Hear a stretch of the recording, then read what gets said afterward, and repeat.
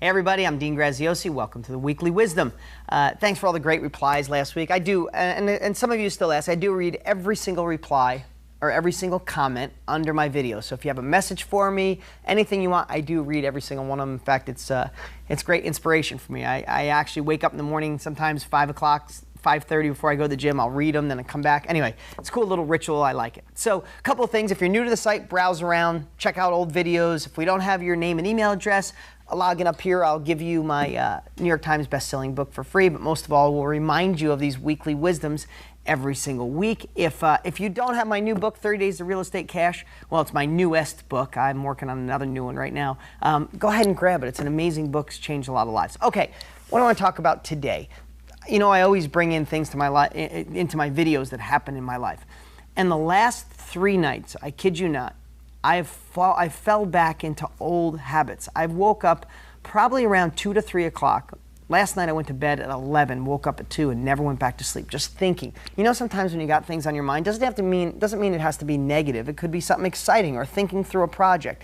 But you get up and you start thinking about it over and over, and it's almost, I don't know if you've ever done this, but and we could do it during the daytime. It doesn't have to mean you don't sleep, but we'll think about it all the way through and go, and then we'll start thinking about it all over again.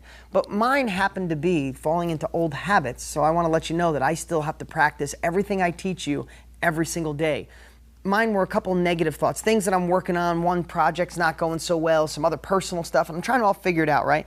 And I obsessed about it. And you know what? I did things that I used to do. I just let it go in my mind, go in my mind, go in my mind. And then this morning, like I didn't know how to fix it.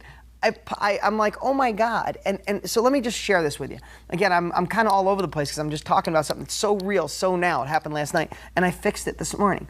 What I used to do, what I've discovered over the years, if you have something that's bugging you, keeping you up at night, bugging you during the day, what we'll end up doing is thinking over and over again, and we don't even know how the outcome's going to be, but we'll presume all these different outcomes, and then a lot of times, if you get in the wrong zone, you start thinking of it, well, if this goes wrong, and then that goes wrong, then this goes wrong, and this goes wrong, and all of a sudden you're on a slippery slope down.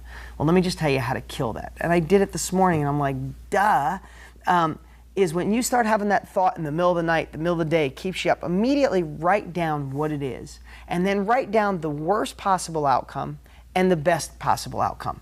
I want to tell you something, that little trick immediately ends it, because in most cases, the worst possible outcome isn't the end of the world. The best possible outcome is fantastic, and it's a learning lesson. And here's what I've also discovered. If the worst possible outcome happens, what I write next to that is, what lesson would I learn from it? So you have a thought that's bugging you, keeping you awake. You write down what that is. Worst possible outcome, best possible outcome. Next to the worst possible outcome, if that happened, would it end your life? Would it kill you? And what lesson can you learn from it? Here's what I know about things in my life that have been the worst possible outcome that I thought at the time was the worst. When I look back, it's what structured me. It's what sculpted me as a human being. It's what raised me.